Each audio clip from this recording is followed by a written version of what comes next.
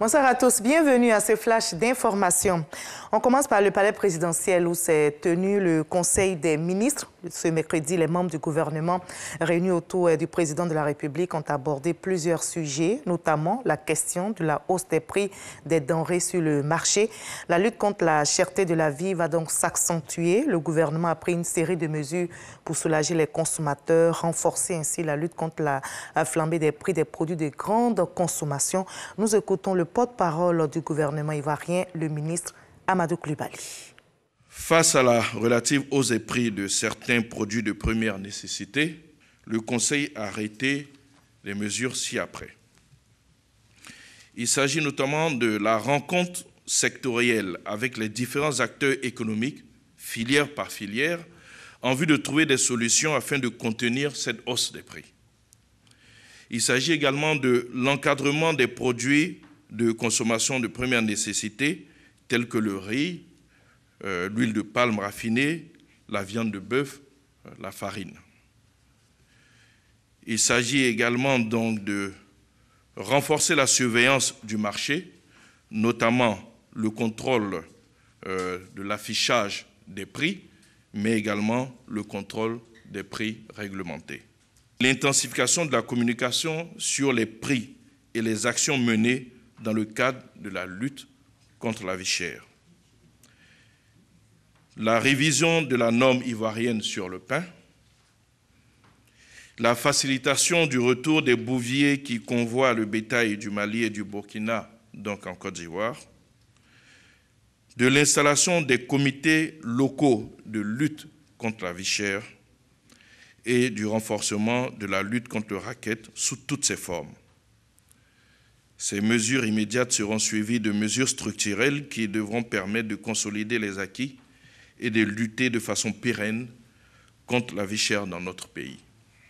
Et on retrousse aussi les manches sur le front sanitaire contre le coronavirus. La Côte d'Ivoire, notre pays vient de recevoir 268 000 doses de vaccins. C'est un don du gouvernement français par l'intermédiaire de l'initiative COVAX, initiative visant à rendre les vaccins contre le coronavirus disponibles dans différents pays.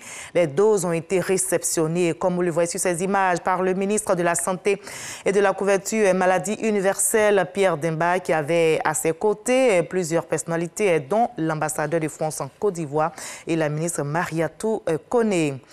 Pointé du doigt dans le scandale Pegasus, le Maroc dénonce une campagne médiatique mensongère. Le pays est l'un des principaux États indexés depuis le début de la semaine par un consortium de 17 journaux internationaux pour son utilisation du logiciel de surveillance israélien.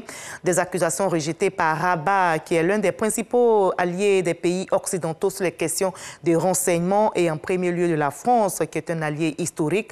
Le Maroc est connu pour l'efficacité de ses services de son renseignement humain, mais aussi technologique, qui a permis de relativement préserver le royaume du terrorisme. Les inondations survenues dans l'ouest de l'Allemagne quelques jours plus tôt coûteront 4 à 5 milliards d'euros aux assureurs. L'annonce a été faite aujourd'hui par la Fédération allemande du secteur de l'assurance.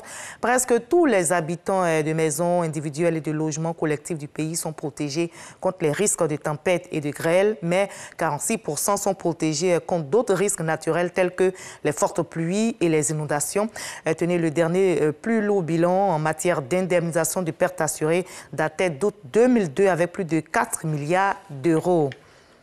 Et alors que le géant asiatique est balayé par des pluies diluviennes, les Chinois craignent un nouveau désastre, la rupture du barrage de Yetan après l'apparition d'une brèche de 20 mètres. Les autorités se tiennent donc prêtes. L'armée a annoncé avoir envoyé des soldats pour mener une action d'urgence comprenant le dynamitage et la déviation des crues.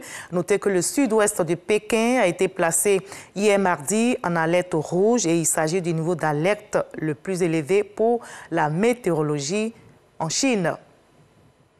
Et sous ce beau temps, on va se retrouver à 20h ici en Côte d'Ivoire pour la grande édition. Mais juste après ce Flash Info, suivez l'info régionale pour avoir toutes les nouvelles de nos régions ici en Côte d'Ivoire. Allez, à tout à l'heure.